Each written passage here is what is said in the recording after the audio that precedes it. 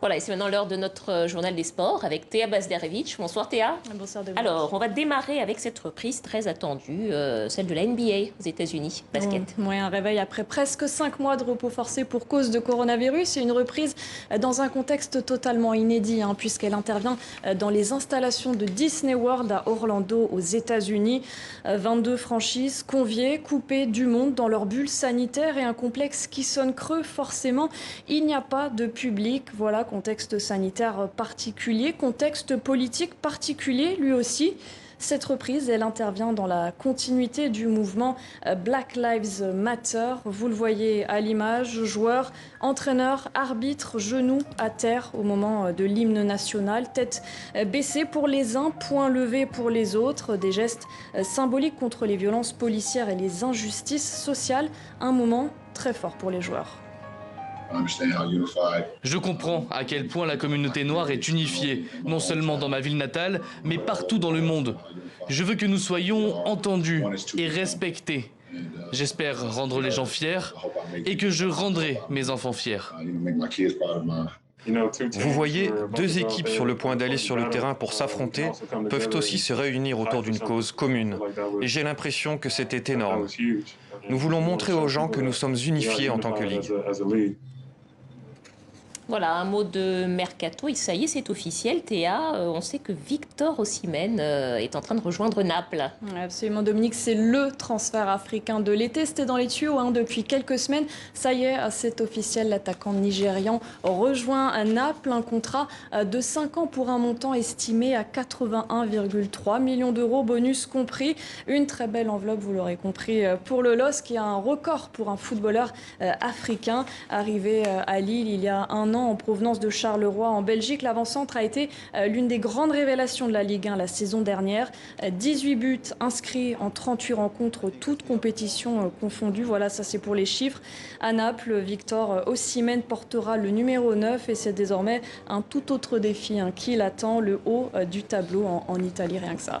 Bon, on va continuer à parler football, Théa, avec ce qu'il faut bien appeler le feuilleton de l'été, puisqu'on va parler de la course à la présidence de la Fédération ivoirienne de foot. Et il reste très peu de temps pour déposer sa candidature. Oui, normalement, c'était prévu pour ce soir minuit, mais pour cause de Tabaski, le dépôt des candidatures est finalement reporté de 24 heures. Il y a quand même 3 dossiers qui ont déjà été déposés à la FIF. Celui de Kouadio Kofi Paul, d'abord. Alors lui, c'est l'inconnu du grand public, chef d'entreprise, patron d'un centre de formation. Il y a ensuite Sori Diabaté, président de la Ligue professionnelle de football, favori de cette élection, suivi de très près par Idriss Diallo, le vice-président de la FIF.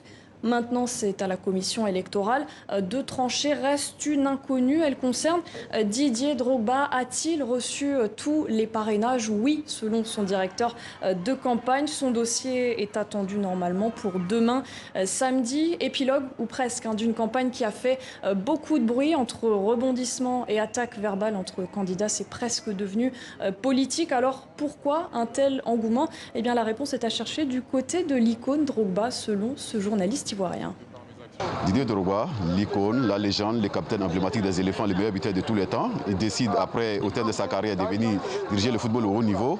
C'est normal, c'est qu'il y a la foule qu'il a adulé pendant ces années de carrière, qui veut le voir apporter un plus. Effectivement, le plus, c'est qu'il y a eu un besoin quelque part. Le besoin, c'est quoi? Le besoin, c'est que depuis un certain moment, les Ivoiriens veulent voir leur football côtoyer les sommets. Et la crise qui a accentué en 2018, quand la sélection ivoirienne ne s'est pas qualifiée, je dirais novembre 2017, après l'élimination face au Maroc. Donc on s'est dit que Didier Drogba, en venant à la FIF, va apporter le plus qui a toujours manqué. Voilà, et pour tout comprendre à cette saga, rendez-vous sur notre site internet, dossier complet à retrouver sur ces élections à la tête de la FIF. Bon, et on part pour le Maroc avec cette drôle d'histoire que vous allez nous raconter, puisqu'un match de 2e division de foot donc, a été interrompu soudainement à cause du coronavirus. Ouais, c'est assez surréaliste ce qui s'est passé. Rendez-vous compte, nous sommes en plein match de 2e division. On joue la 23e journée du championnat sur la pelouse de clubs. Le Wydad Temara d'un côté contre Kenitra, 2 équipes de milieu de tableau, pas de réel enjeu. Donc sur la pelouse, le match démarre, vous le voyez, comme prévu. Mais au bout d'un quart d'heure de jeu environ, c'est la confusion. Les autorités locales demandent à l'arbitre d'arrêter la rencontre. Ça discute quelques instants, puis les 2 équipes sont renvoyées au vestiaire. Un arrêt soudain en raison de 4 cas de coronavirus confirmés au sein de l'équipe de Kenitra. Des joueurs testés positifs et quand même alignés sur le terrain.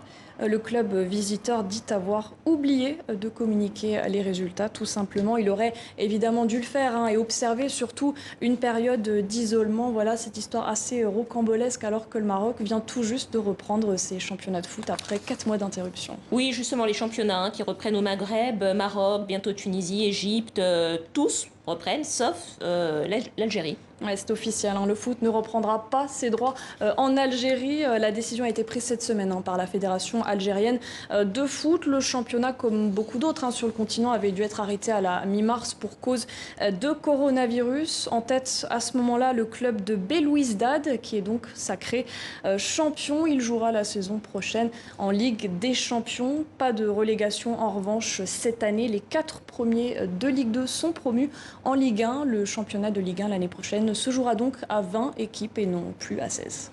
Merci beaucoup Théa, je vous dis à demain. À demain.